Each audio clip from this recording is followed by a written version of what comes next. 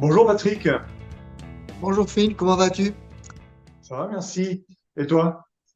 Eh bien, pour l'instant, ça va.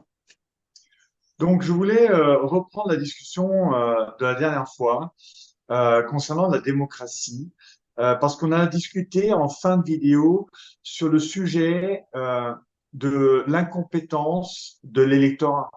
Effectivement, c'est un des sujets clés quand on parle de l'illusion de la démocratie ou l'idéal de la démocratie qui a du mal à se réaliser. Euh, il y a d'un côté les politiques, c'est-à-dire les représentants. Est-ce qu'on peut les faire confiance? Est-ce qu'ils font bien leur boulot? Ça, c'est une partie de la question. Mais l'autre partie de la question que j'aimerais adresser avec toi aujourd'hui, c'est la question justement de l'électorat. C'est-à-dire que nous qui votons, avons-nous les compétences et l'intérêt euh, pour voter, entre guillemets, correctement? Donc là, il y a vraiment différents sujets à aborder. C'est un sujet qui a été effectivement abordé euh, très longuement et longtemps par différents penseurs. Euh, un point important, je pense, pour commencer, c'est le fait que, en fait, la politique euh, est très différente, en fait, de la vie de tous les jours. Et que la plupart des personnes qui votent, par exemple tous les 5 ans en France ou tous les 4 ans aux États-Unis, euh, ont une vie qui n'a rien de politique du tout. Euh, la plupart des personnes ne sont pas impliquées en politique, ils vivent dans la vie euh, civile, dans la vie économique, la vie de l'entreprise. Et c'est ce que tu as mentionné en fin de vidéo la dernière fois. On peut être très compétent dans son domaine, on connaît très bien son domaine d'expertise, sa société, mais on a du mal à comprendre peut-être le monde politique, parce que le monde politique est très différent. Et je pense que il y a tout d'abord, une question d'intérêt. Je pense que la plupart des personnes, euh, la plupart de l'électorat ne passe pas beaucoup de temps à réellement comprendre qu'est-ce que c'est que la chose politique, qu'est-ce que c'est qu'un système politique. Et je pense que c'est impossible réellement de comprendre la politique si on ne se prépare pas à cela, si on n'étudie pas la politique, le système politique, comment fonctionne le système politique de son pays. Et la plupart des personnes n'ont pas, disons, la préparation nécessaire, ni l'intérêt. Donc, l'intérêt, ça c'est un point clé.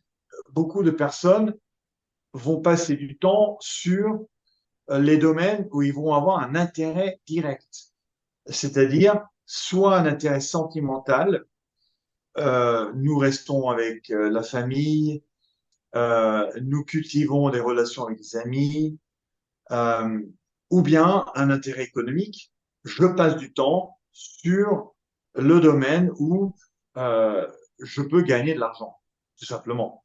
Il y a la vie associative aussi qui est importante. Donc, on peut avoir un intérêt qui ne rapporte pas directement, mais qui, je pense, est également lié au domaine, disons, des intérêts sentimentaux. Parce que quand on s'intéresse à une association, où on s'intéresse à la pêche ou à la chasse. Il y a quelque chose aussi de sentimental ici. Euh, donc je pense que il y a une question d'intérêt. Beaucoup de gens ne voient pas leur intérêt à s'impliquer dans la politique. Ils pensent qu'il est suffisant de voter une fois tous les donc 4 ans, tous les 5 ans, et que là c'est bon, ils ont fait leur boulot. Maintenant, ils peuvent reprendre l'activité normale.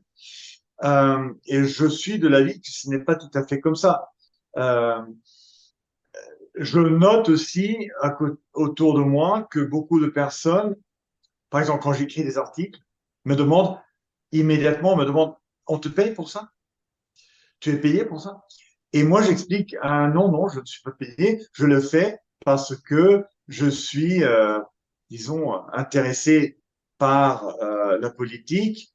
je, je m'intéresse à ce sujet, je veux informer, euh, mais beaucoup de personnes ont du mal à comprendre qu'on peut avoir une activité autour de la politique, ou s'intéresser à la politique, mais on n'est pas rémunéré pour. Et donc, on ne va pas passer beaucoup de temps. Donc, c'est question vraiment de, d'effort vis-à-vis de l'intérêt qu'on peut retrouver. Et donc, l'intérêt, c'est aussi, disons, lié à qu'est-ce que je peux recevoir. Si je passe beaucoup de temps à comprendre les partis politiques, à comprendre le système politique, qu'est-ce que cela va me donner comme retour sur investissement, quelque part, le temps passé? Est-ce que les politiques, est-ce que je vais pouvoir influencer davantage ou non? Est-ce que les politiques vont prendre en compte le fait que j'ai passé moi-même plus de temps à euh, essayer de comprendre le politique? Non.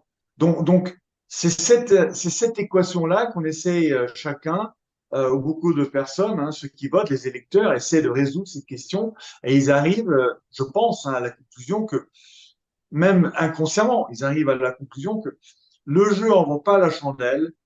Je m'intéresse assez à la politique, mais pas trop. Je vote une fois tous les X années et ça suffit. Nous sommes en démocratie, donc cela suffit. Voilà. Je trouve que dans tout ce que tu l'as dit, il y a beaucoup, beaucoup, beaucoup d'éléments. Je vais pas tout reprendre. En ce qui me concerne, je pense que les gens sont compétents et que les gens sont capables. Je pense que ce sont les politiciens qui affirment que les gens sont incapables et incompétents, ce qui leur permet de justifier leur pouvoir. Si les gens prennent conscience qu'ils peuvent faire des choses, ils peuvent gérer leur vie personnellement, les politiciens se retrouvent réduits à la portion congrue dans les actions qu'ils peuvent mener. Je pense que la politique ne doit pas être un métier, je pense que la politique est une affaire de bon sens. Donc, je maintiens ce que j'ai dit l'autre jour. À partir du moment où les personnes savent gérer leur vie quotidienne et ont fait l'expérience du travail, ça veut dire qu'elles ont, quand on fait l'expérience du travail, il y a deux éclairages. Le premier éclairage, je produis des richesses, je rends service à autrui. Et deuxième éclairage, je subis tous les jours, le poids des règlements que les politiciens pondent pour me casser les pieds et gérer à ma place et m'obliger à faire des choses qui perturbent mon travail. Donc, ils ont les deux. Ils savent ce que coûte le poids d'un gouvernement excessif et ils savent ce que c'est que de produire des richesses pour rendre service à quelqu'un. Est-ce que le vote est correct? Oui, quand une personne vote, quel que soit son bord, pour elle, le vote est correct. Maintenant, comme on l'a dit hier ou avant-hier, je m'en souviens plus, la dernière vidéo, dans ce qu'on appelle une démocratie occidentale, ce que les politiciens considèrent comme un vote correct, c'est le vote qu'ils attendent. Quand le vote n'est pas, le résultat du vote n'est pas ce qu'ils attendent, ils considèrent que le vote est incorrect. Il suffit de voir ce qui s'est passé en France quand les Français ont repoussé, ont refusé le traité de Maastricht. Les politiciens ont dit c'est incorrect et comme les Français votent très mal, je vais passer par le Parlement, c'est-à-dire l'Assemblée générale plus le Sénat, et là, ils ne vont pas se tromper, ils vont voter comme il faut. Et c'est ce qui se passe aussi en Géorgie, puisque le résultat n'a pas été correct pour les politiciens européens, donc il faut revoter. Et c'est comme ça que ça se passe partout. En Roumanie, c'est pareil. Donc, oui, quand les gens votent, selon leur opinion, ils votent correctement, parce que quelle que soit leur opinion, ils votent pour que la personne ou le parti pour lequel ils ont voté arrive au pouvoir. Alors, est-ce que c'est bien, est-ce que c'est pas bien? C'est autre chose, mais ils votent correctement. C'est le politicien qui dit ton vote est incorrect, tu vas me recommencer ça de suite, et comme j'ai pas confiance en toi, c'est moi qui vais le faire d'une manière différente. Ensuite, comprendre le système politique, il faut bien, à mon avis, il y a une chose à comprendre, c'est que les politiciens se mêlent de tout et de n'importe quoi, et surtout de ce qui ne les regarde pas. Au lieu de se concentrer sur les fonctions régaliennes, la police, la justice et l'armée, c'est-à-dire la sécurité intérieure et la sécurité extérieure, ils se mêlent de tout. Ils pondent des règlements pour tous les secteurs de l'économie et de la vie privée des gens. C'est pour ça que ça ne marche pas et c'est pour ça que la France en particulier est dans une situation très difficile. Ce que doivent demander les gens, sur ce quoi ils doivent insister quand ils votent, ils doivent insister pour récupérer la liberté économique. Parce qu'aujourd'hui, quand on entend les Français doivent se serrer la ceinture, les Français doivent faire des sacrifices, non, c'est l'État qui nous, c'est les politiciens qui nous ont mis dans la situation dans laquelle on est. C'est aux politiciens de faire des sacrifices et les politiciens, pour se faire des sacrifices, doivent sacrifier leur pouvoir. Ça veut dire qu'ils doivent se concentrer sur ce qui regarde vraiment l'État, les fonctions régaliennes. Et ils doivent rendre la liberté économique aux Français. À partir de ce moment-là, les choses seront complètement différentes. La mécanique, ce que doivent comprendre les gens dans la mécanique électorale, c'est le mode de scrutin, c'est-à-dire est-ce que c'est la proportion intégrale, est-ce que c'est un scrutin majoritaire à deux tours, majoritaire à un tour, comment ça se passe. Mais après, la politique telle qu'elle fonctionne actuellement et l'image que nous en avons est une image déplorable, déplorable. Et que les Français ne comprennent pas ce qui se passe, moi, ça ne m'étonne pas. L'image que donnent les politiciens est une image catastrophique. Je vais presque dire que c'est une honte pour la France, mais on approche de cet état de fait. Donc, en résumé, oui, les gens sont capables, il faut leur faire confiance. Les politiciens se mêlent de tout et surtout ce qui ne les regarde pas. Et vu la situation dans laquelle nous sommes aujourd'hui, ils ont prouvé et démontré qu'ils sont totalement incompétents. Alors, soit ils sont incompétents, soit ils ont un but qui est différent du but de l'intérêt de la patrie, l'intérêt de la France. Mais c'est une autre question. Et ensuite, à partir de ce moment-là, à partir du moment où on considère et on ouvre les yeux en disant depuis 50 ans, les politiciens nous amènent à la catastrophe, ils sont incompétents, ce sont eux qui sont incompétents. Les Français n'ont pas à se sacrifier pour eux. Il faut que les Français, par contre, recouvrent leur liberté économique. Moi, je pense que les Français ont un intérêt mais à voter si on leur laisse le choix. Je suis persuadé que si on leur laisse le choix par des référendums ou par la proportion intégrale, ils vont voter ou ils vont se mobiliser. Alors, oui, alors tout le monde n'a pas forcément une opinion sur toutes les questions. Personne n'est omniscient ni omnipotent, sauf Dieu, évidemment. Quand on pose, c'est pour ça que ce qui est intéressant, par exemple, en Suisse, c'est qu'ils posent 10 questions. Tout le monde n'est pas concerné par la question, tout le monde n'est pas intéressé par la question, mais ceux qui sont intéressés répondent. Et à partir de là, la démocratie directe fonctionne. Mais il ne faut pas attendre d'un électeur qu'il ait réponse à tout. Les politiciens n'ont pas réponse à tout. Plutôt, ils font croire qu'ils ont réponse à tout, qu'ils ont la vision de l'avenir, qu'ils savent ce qu'il faut faire pour maintenir les gens dans leur dépendance de la soumission. C'est mon opinion. Oui, je vois. Je pense que nous n'avons pas tout à fait donc la même approche concernant la démocratie et l'électorat, ce qui est toujours intéressant hein, d'échanger. Euh, je dirais qu'il y a du vrai dans ce que tu dis, dans le sens où, en tout cas pour moi, hein, dans le sens où tu parles de la taille de l'État quand tu parles du problème des politiques qui se mêlent de tout. Les politiques se mêlent de tout dans un cas où l'État a pris une certaine envergure, l'État a pris une certaine envergure en termes de réglementation, de fiscalité et même de taille physique, hein, en termes de nombre de fonctionnaires, disons, éparpillés partout au niveau local, régional et national. Donc ça c'est une chose. Euh, donc oui, il y a un élément de vérité dans ce que tu dis parce que ceci est lié à la taille de l'État. Mais si on parle juste purement de la démocratie représentative en tant que telle, sans impliquer pour le moment la taille de l'État, je persiste à penser qu'il y a des dynamiques entre la minorité dirigeante et la majorité dirigée, qui est très désorganisée, hein, cette majorité, qui font que il est très difficile, en réalité, pour la majorité de comprendre ce qui se passe.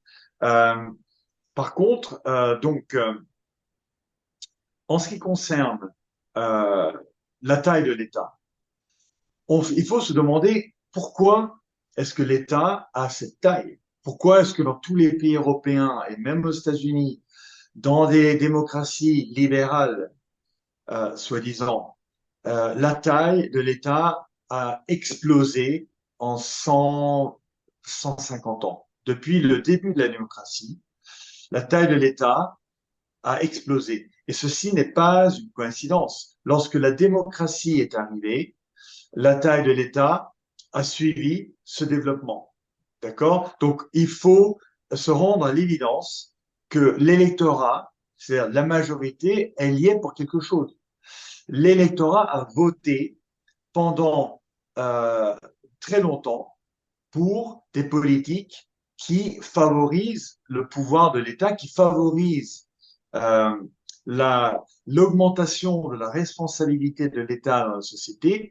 Et donc, quelque part, les mots dont beaucoup de personnes se plaignent aujourd'hui sont aussi en partie, même en très grande partie, une conséquence des manières de voter de l'électorat. Euh, voilà, je propose qu'on s'arrête ici et on va reprendre très prochainement cette discussion autour justement de la rationalité de l'électeur. Est-ce que l'électeur est rationnel ou est-ce que l'individu est rationnel dans le monde politique aussi bien qu'il l'est dans sa vie civile de tous les jours? Merci Patrick. Juste pour dire un petit mot, oui, l'électeur est rationnel dans son choix. Puisque la question, c'est est-ce que l'homme politique est rationnel dans les décisions qu'il prend et qui nous conduisent là où nous sommes aujourd'hui? Parce que l'homme politique n'est qu'un homme comme les autres. Ça veut dire qu'à un moment ou à un autre, si l'homme de base, l'électeur de base n'est pas bon, pourquoi cet électeur, une fois élu, s'il prend une décision, s'il prend un rôle politique, pourquoi serait-il tout à coup compétent par la grâce du suffrage universel? Ça, c'est une question qu'il faudra débattre. Je suis d'accord avec toi, oui. Parfait. Bah, tout de suite pour la suite, Patrick. À bientôt. Bonne soirée.